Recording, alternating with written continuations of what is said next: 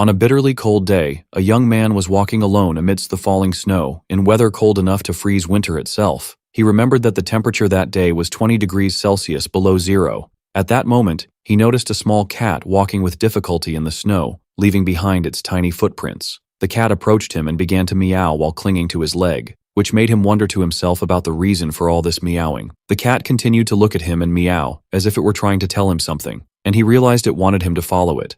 Indeed, the young man walked behind it, thinking that he wouldn't have ignored it and gone on his way as usual. Perhaps the reason was the extremely cold weather that aroused his pity. The cat led him to a narrow, dark alley, so he lit up the place with his phone to see. The cat looked towards an outdoor air conditioning unit, where he discovered two other small kittens on top of it, covered in snow and trembling from the intense cold. He felt a shock and hurried back to his home, where he told his surprised mother that he would explain everything later and asked her for the location of the heating pad. He brought the small kittens inside and gently placed them on a green heating pad, while his mother and the mother cat watched the situation. One of the small kittens, black and white, looked as if it had already passed away. He and his mother looked at it, and his mother said it seemed dead, so he began to gently stroke it, trying to warm its frozen body, but the kitten, the size of his palm, did not come back to life. In a desperate attempt, he used a hairdryer to warm it, wondering if he could have saved it had he found it earlier. As he was stroking its small body and beginning to feel that his efforts were futile and he was on the verge of giving up, a miracle happened.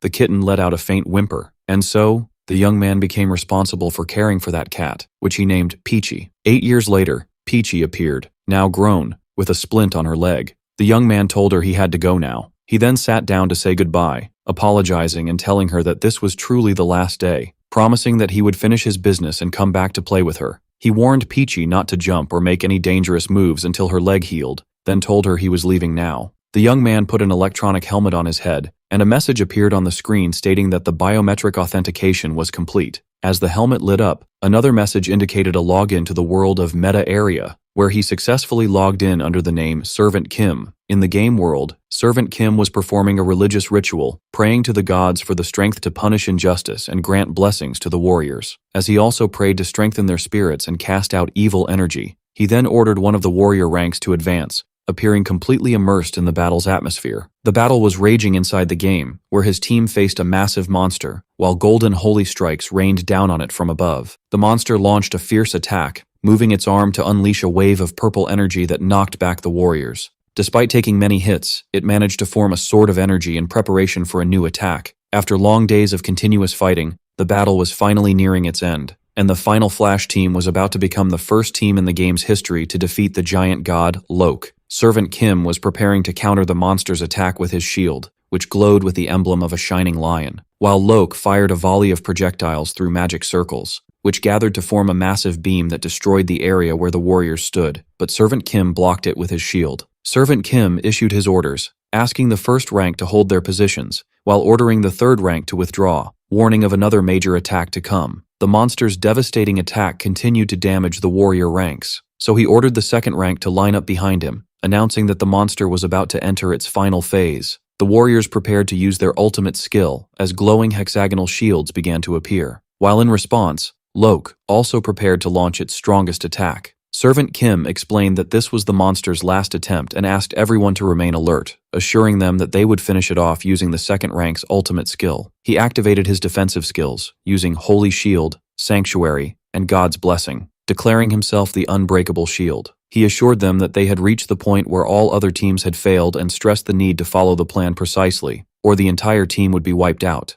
They had entered a phase no one had reached before, and their success depended entirely on his ability to block the monster's upcoming attack. Loke fired a massive beam of purple energy from its mouth, and the faces of all team members were filled with determination. Their plan was to endure and then launch an all-out attack to end the battle, filled with the hope that they would be the first to achieve this historic feat. Servant Kim knelt behind his glowing hexagonal shield, ready to receive the immense blow, but at the crucial moment, he disappeared, and a message appeared announcing his logout from the game. The rest of the team was left in complete shock and disbelief, and one of them began to scream in despair, asking where their leader had gone. In the real world, a system message appeared on the young man's screen, stating that an abnormal condition had been detected in his body, and the connection was forcibly terminated, asking if he needed immediate rescue. The young man was lying on his bed, flailing, while something on his face was preventing him from breathing. He suddenly sat up, gasping for breath, only to discover that his cat, Peachy, was sitting on his face on top of the helmet. He screamed at her in anger, asking why she would do that at such a critical moment. His scream echoed outside his room window, as it turned out that due to his sudden logout, his team had failed the battle, and a rival team seized the opportunity to claim the first achievement of defeating the monster. The young man screamed from the mental anguish. His team had failed to get rating points and had fallen in the rankings, and 5 months of preparation had gone to waste. As expected, the tragedy unfolded, and a major legal meeting was held to discuss the repercussions of the raid's failure. The game Metaria had become a historical phenomenon, bringing change to all of humanity by achieving the first true metaverse. After its release, many people came to prefer life inside it over reality, and going there for work and returning to reality after hours became a part of daily life, until the world transformed into a place where it was no longer strange for someone to introduce their job as an archer. Because of this revolutionary change, top players in Metaria were able to acquire immense fortunes and be honored as national heroes. With the growing number of professional players, related laws and specialized law firms like the Dodo law firm were established. One of these laws was specific to monster raid teams, allowing for compensation to be claimed from the person responsible for the raid's failure. Therefore, it became common in major events for official contracts to be drawn up in the real world before they began, and the team members looked displeased during one of these meetings. A claim was filed against Servant Kim by 15 plaintiffs, demanding huge compensation for their drop in ranking, the cancellation of a major sponsorship deal, and the loss of 5 months of effort, with the total amount reaching $1,125,000,000. During the session, the young man was shocked as he calculated the enormous sum in his head, while the lawyer officially announced the demand for compensation. The young man explained that the team consisted of 10 core members and 15 mercenaries, and despite some disagreements, the meeting ended with him agreeing to pay the compensation, feeling relieved by the support of his 9 team members. The young man walked out of the law firm feeling defeated, before a man called out to him as leader. The man asked if it was true that he had sold his gear in the game, and he replied yes, explaining it was the only way to compensate the mercenaries. Recalling with a heavy heart how he sold all his precious items, which were valued at hundreds of millions of won, the man inquired why he wanted to play solo now, and the young man explained with a smile that ever since becoming the raid leader, he hadn't been able to spend time with his cat, and felt guilty towards her. The man surprised him by announcing that he was quitting the game now, which shocked him. He felt responsible and apologized,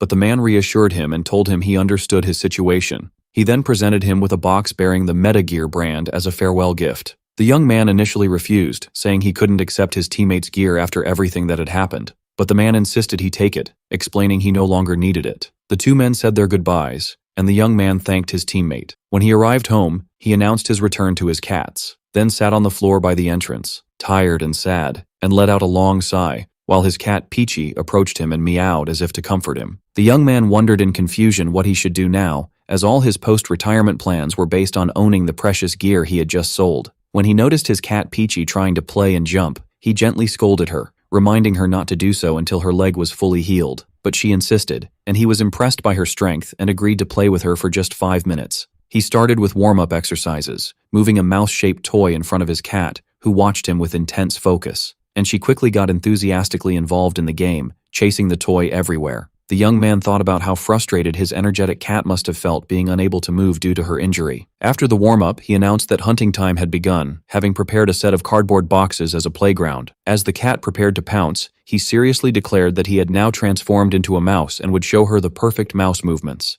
And he began to skillfully move the toy, mimicking its sounds to get her attention. Peachy was hiding inside one of the boxes, watching her prey, and then she jumped in an attempt to catch the toy. The young man encouraged her to keep going, telling her it was time to reward her servant for playing with her so earnestly. Peachy dashed back into the box, and the young man thought how cute she looked doing that, and she finally succeeded in catching the toy while he thought about how addicted he was to this kind of play with her. After the play session ended, he prepared food for the cats, and sat with his 2 cats, Peachy and Lulu, telling Lulu that this meat was what Peachy had hunted and that she should thank her. The young man realized he had played for 10 minutes instead of 5, and remembered the veterinarian's advice to refrain from playing with her until she fully recovered. Recalling his conversation with the doctor, where he told him that Peachy was full of energy and got stressed if she didn't play. As he was thinking of a way to release the cat's energy without her having to move, he received a notification on his phone. The notification was for a scheduled withdrawal of over $1,000,000 won, and he remembered that he had forgotten about the hospital bill installments. He felt distressed again and wondered what he would do, as he no longer had any money to cover his expenses. His eyes fell on the box his teammate had given him,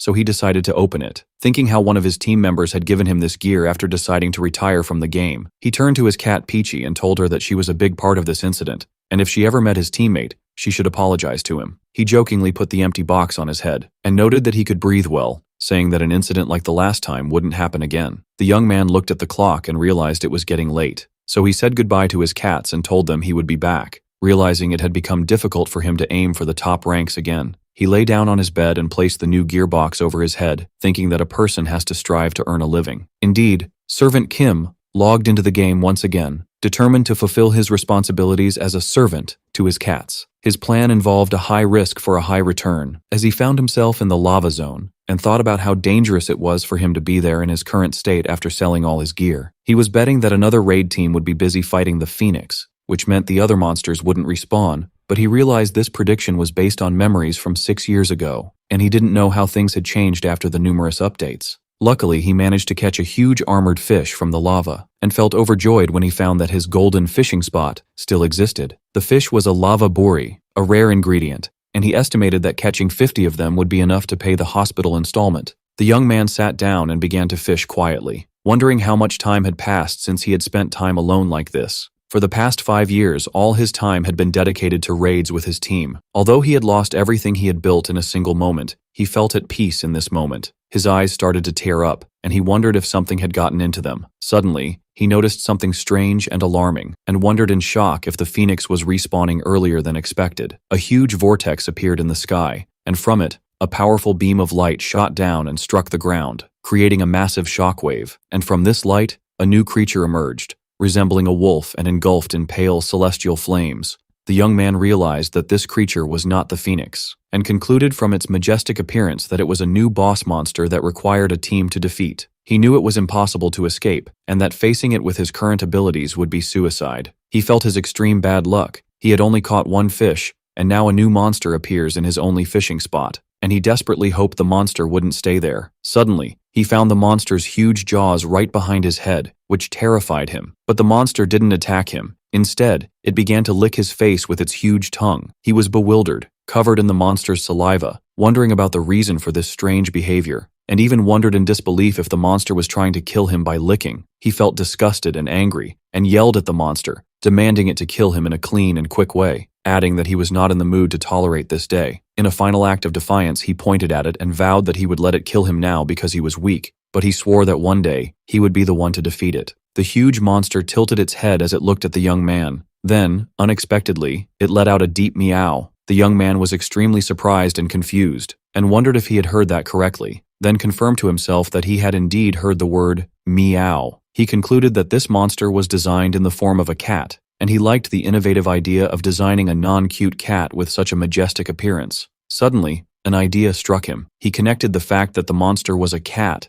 and that he was holding a fishing rod, and thought that he might be able to survive if he threw the bait and then ran away. He decided to try his luck, so he yelled at the monster, telling it to wait, and told it he would give it a treat, then threw the fish he had caught. Although he thought it wouldn't work, he saw that it was worth a try. The young man threw the fish and started running for his life. When he looked back, he was shocked to see that his plan had worked. The monster had pounced on the fish with enthusiasm. He stopped for a moment, thinking he shouldn't give it up so easily, and pulled it with his fishing rod, but the monster held on tight. So the terrified young man threw the rod and decided to save his own life. The monster sat down and ate the entire fish, swallowing it in one gulp, then licked its lips as if it had enjoyed its meal. But after it finished, it turned its attention back to the young man and pounced on him with incredible speed, creating a powerful wave of energy, and then let out a deafening howl. The young man felt terrified, wondering about the true nature of this creature. Then a system message appeared, announcing his death, telling him he would turn into a ghost and be transported to the graveyard. While he was a ghost, he saw the monster nudging his dead body and hoped it would lose interest and go away. But the monster flipped his body over and started kneading his chest with its huge paws, just like cats do. He was terrified by this behavior and decided to escape to the graveyard immediately. The young man found himself as a ghost in front of an angel statue and was offered the chance to be revived with a penalty of losing 5% of his experience. So he sighed, determined to reclaim his fishing spot. He opened the game map, trying to find a solution, and assumed that since the lava zone was the Phoenix's territory, it was likely that the new monster had only appeared for a limited time. The young man returned as a ghost to the lava zone, clinging to a faint hope that the cat-like monster would be gone. But his hope was dashed,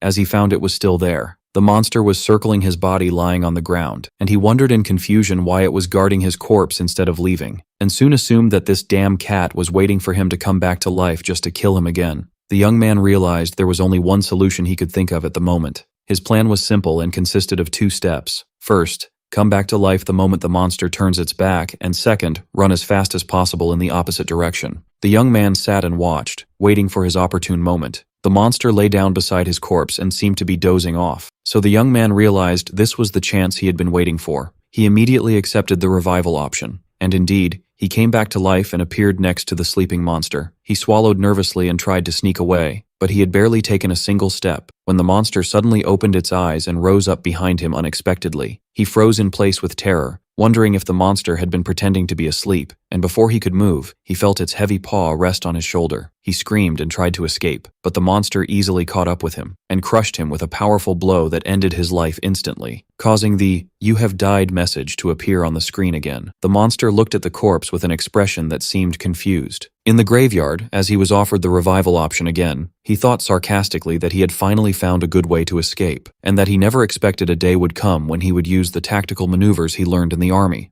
Indeed, he returned to life this time, but instead of running, he lay flat on the ground in a crawling position, confident in his plan's success. He began to advance slowly and cautiously, stopping when he felt the monster open its eye, and when it closed it again, he continued crawling in complete silence. Suddenly, he made a faint sound, and the monster immediately turned towards him. He was shocked that the monster reacted to such a simple sound. As he lay on the ground, the monster approached him and began to lick him, ready for another round of play, and the young man realized he had gotten involved with the wrong psycho. After dying for the 3rd time, the young man screamed out of sheer frustration. In the real world, he was punching his pillow in anger, annoyed by that deranged monster. He finally decided to go to sleep, thinking he would get an ulcer from the stress if he continued, and convinced himself that even a monster like that wouldn't wait for him until the next day. As he walked around his room, upset by this frustrating memory, he noticed his cat Peachy sleeping with her head inside the game helmet. He smiled a little, thinking she must have fallen asleep in there, and approached her, calling her a little rascal, and noted that she wasn't using the hideout he had bought for her. But suddenly, he felt a strange sensation. He realized that the X-shaped scar on his cat's forehead was in the exact same spot as the scar on the monster in the game. He was shocked for a moment,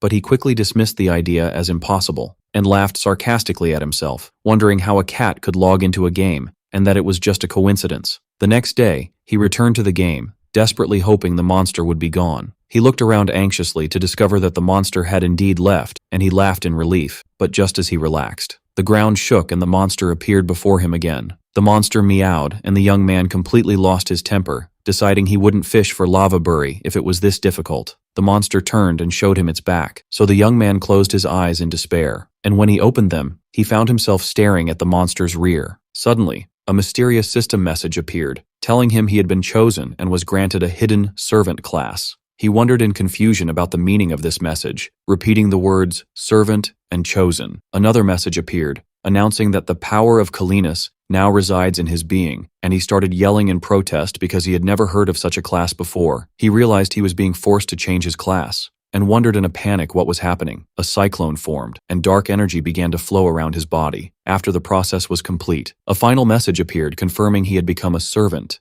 The young man wondered in shock and anger how his class had changed, and what had happened to his Holy Knight character. Suddenly he heard a voice in his head calling him servant, and asking if he could hear it. And he realized it was the voice of the giant cat, sending it directly into his mind. The voice introduced itself with a long and grand title, explaining that it was the conqueror who descended to stain the earth with darkness, the embodiment of shadow, and that its great name was Kalinas, protector of the 3 kingdoms and the first emperor of Noxtera. The young man noted with sarcasm that the monster still had its back to him, and he felt like he was being lectured by its rear end. Kalinas explained that it had encountered a problem during its summoning and that its body wouldn't move as it wished, which is why it chose him to be its servant. The young man wondered if this was a surprise quest and asked Kalinas what it wanted from him, to which the latter told him he must become its hands and feet and help it reclaim its original body. A tutorial quest window appeared, asking him to learn his duties, use skills, and check his master's status, with a mysterious reward called RPP, which made him curious about what it was. Suddenly the monster started acting like a cat,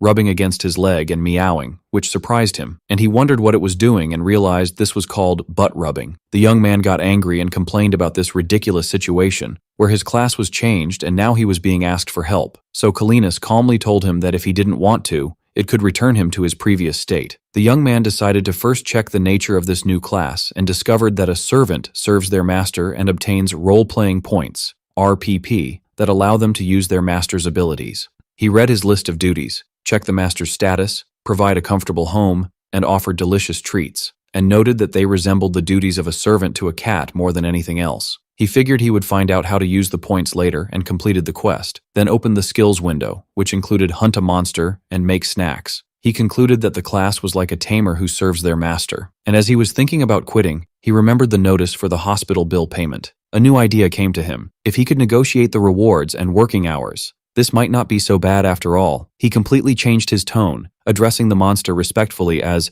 Master, expressing his understanding of its frustration, and then formally introduced himself as Servant Kim, asserting that he was an expert in studying cats and that Kalinas had come to the right person. Kalinas asked if he could handle it well, and he replied that actions speak louder than words. The young man knew the monster didn't fear him, but he decided to use the situation to his advantage. He explained to Kalinas that cats don't let strangers get close, then cautiously approached and petted the monster. The monster responded happily, rubbing against him and meowing. Kalinas was impressed by what it saw and told him it was beginning to trust him, to which the young man replied confidently that it wouldn't find a servant like him. A message appeared stating that communication between them was successful, and the window showed that Kalinas' status was anxious with a high stress index, thus completing the quest to check its status. The young man wondered why his master's anxiety level was so high, and he soon realized the time had come for monsters to reappear in the area. A small fire salamander-like monster appeared, so the young man told his master that he had managed to check its condition. He informed it that it was in a state of severe anxiety, and when Kalinas asked why, the young man guessed the reason was the unfamiliar environment, explaining that cats feel anxious outside their territory. Kalinas rejected this explanation, considering anxiety a feeling for the weak, and declared that the solution was to make this entire world its territory. The body of Kalinas instinctively pounced on the salamander monster, but its stress index rose even higher, and the salamander managed to escape,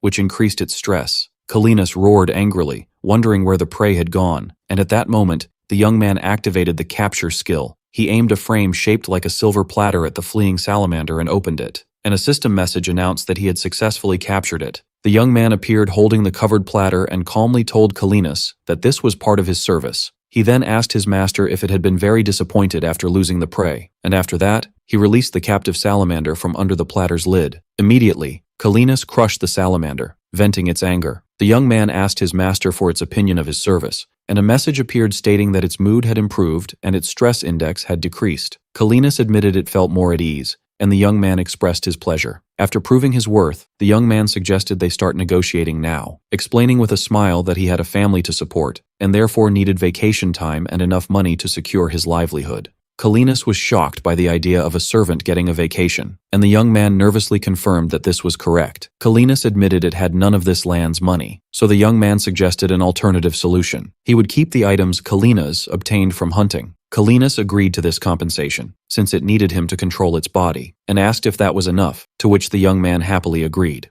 The young man thought about how he had been at a loss about how to make a living after no longer being able to fish for lava buri, but he now discovered that monopolizing the items he got from his master was more profitable and safer. He felt that luck had finally smiled upon him, and that every cloud has a silver lining. He noticed that as soon as a monster's corpse disappeared, his master Kalinas would lose interest and leave, which made him wonder if it was really just a big cat. He decided to move on to the final step of his service, so he used the make snacks skill, and the system informed him that the only snack he could make was salt-grilled, with a magical motion. He finished making the salt-grilled salamander, which appeared before him in a bowl. The system asked if he wanted to inform his master that the snack was ready, and he agreed, feeling curious. Suddenly, Kalinas appeared beside him, wondering about the source of the smell, and the young man realized that the snack-making skill was also a way to summon his unpredictable master. Kalinas tasted the food and showed great admiration for its flavor, then licked the bowl clean and asked for more. The young man eagerly agreed and promised to bring more immediately. System messages appeared announcing the completion of his tutorial quest. He received 20 role-playing points,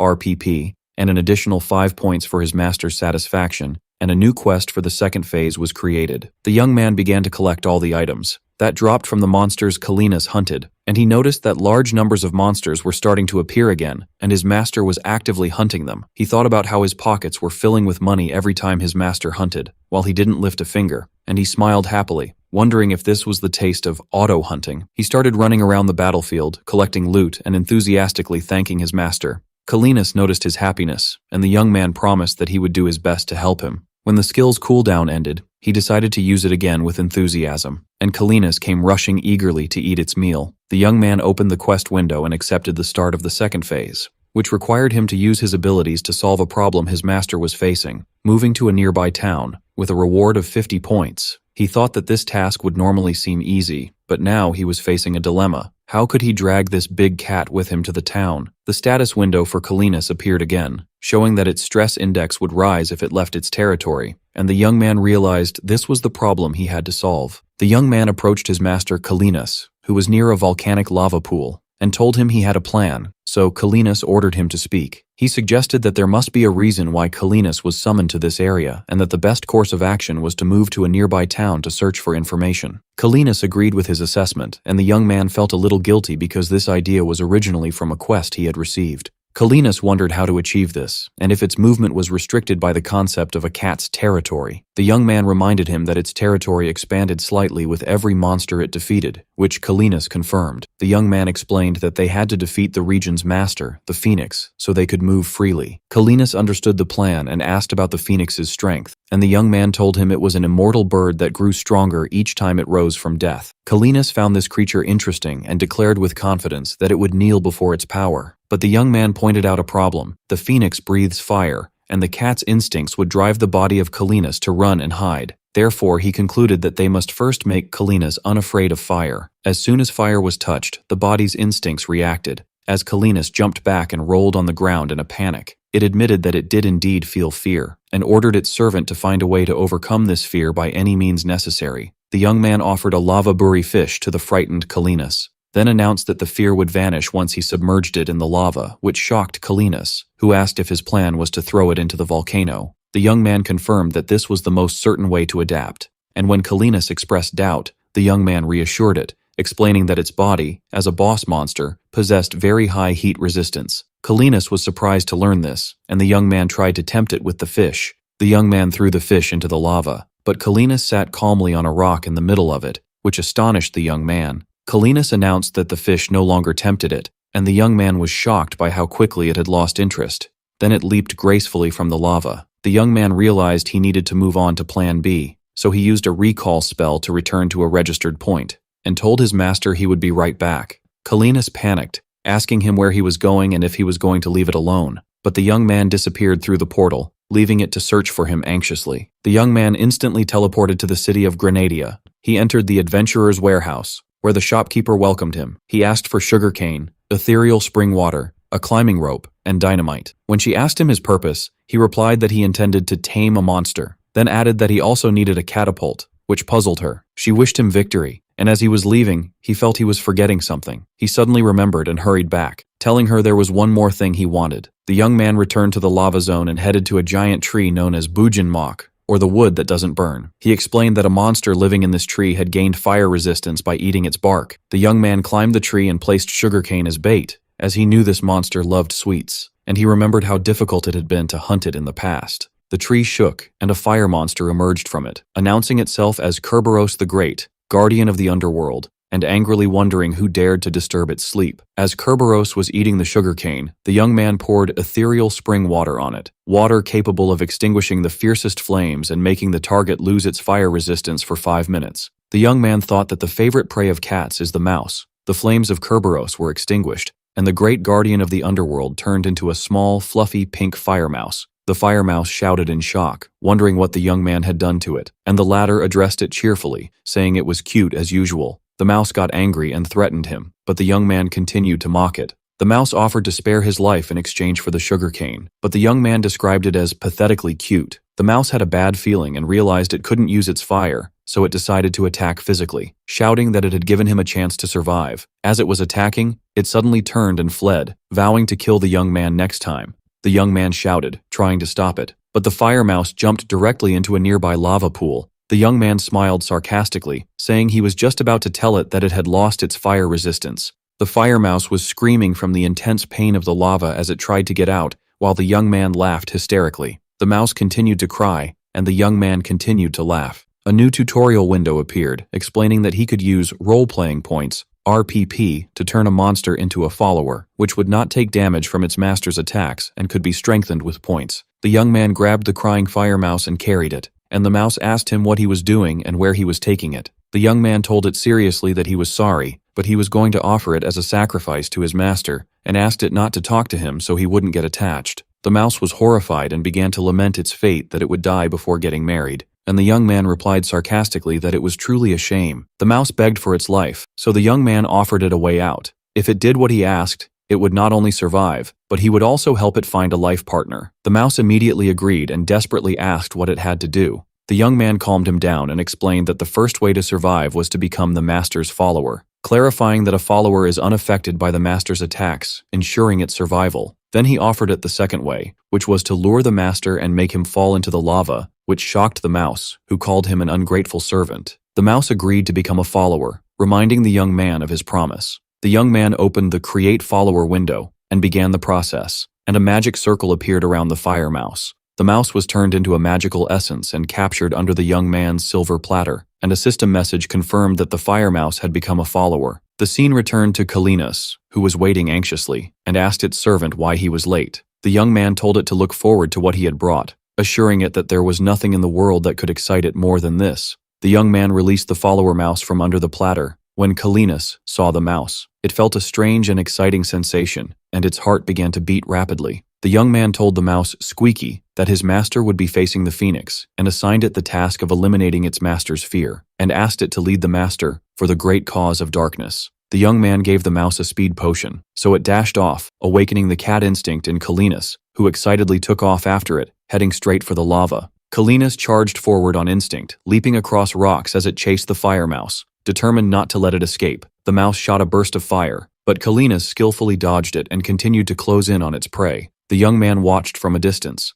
and grabbed the dynamite detonator, thinking he might need to use it to buy the mouse some time. The mouse felt that the young man had tricked it, but suddenly the young man appeared between them, blocking Kalinas' path and yelling at the mouse to keep running. Kalinas was surprised by this intervention, and the young man apologized for the misunderstanding. The mouse continued to run, until it reached a crack, and passed through it to the edge of a cliff overlooking a vast lake of lava, where Kalinas cornered it, asserting that it could not escape. Kalinas told it that it would play with it, but the mouse boldly challenged it to try and catch it, and jumped over the lava lake. Without hesitation, Kalinas leaped after it, completely forgetting its fear of fire in the heat of the chase. The young man noticed how his master's actions sometimes overlapped with those of his pet cat. Kalinas asked about this cat, and whether it was the family he had mentioned earlier. The young man answered yes, describing her as small, cute, and a sore loser, and he remembered how his cat, Peachy, would refuse his touch at first, only to eventually place her paw on his hand. He smiled as he remembered, then placed his hand on Kalinas' giant paw and offered his help, and after that, he gently pushed it towards the lava. Kalinas found that touching the lava gave it a pleasant, warm feeling, and it wanted to enjoy this bath. The young man told it that now that it had overcome its fear of fire,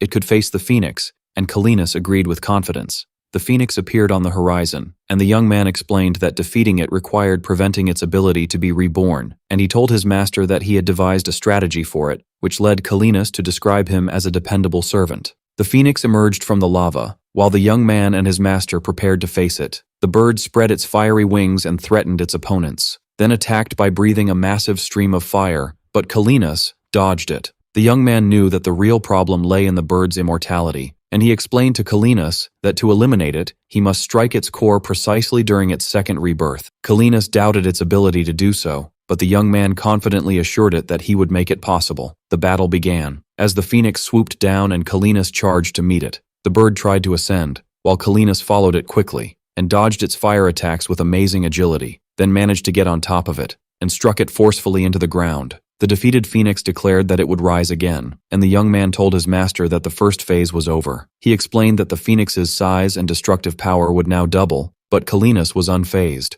The phoenix rose from the lava, now much larger and stronger, and vowed to burn them, and turn them both to ash. as flames filled the area, and then it launched a massive fireball. Kalinas stood in the face of the flames, seemingly protecting its servant. So the young man gave tactical instructions to target the bird after it slowed down. The phoenix charged again, and Kalinas leaped into the air to intercept it, and succeeded in knocking it down and hitting it several times. Kalinas grabbed the phoenix's body, and then, with all its might, crushed it, and the young man was impressed by the ease with which it had finished the second phase. As the phoenix was dying, it vowed to bloom again, and this was its crucial second rebirth moment. Kalinas grabbed it and began to punch its core repeatedly to prevent it from being reborn again. Amidst a volcanic eruption, the young man gave his instructions to the fire mouse, Squeaky, to lure his master to the cliff again. The young man prepared himself, realizing that the real challenge was beginning now. He remembered his previous attempts to defeat the phoenix, and how teams would fail to stop its rebirth due to the violent volcanic eruptions, which were a sign of the bird's will to be reborn. He had spent months in the past thinking about how to overcome this obstacle, and now, he hoped his master could follow his plan. The plan began, as the mouse lured Kalinas,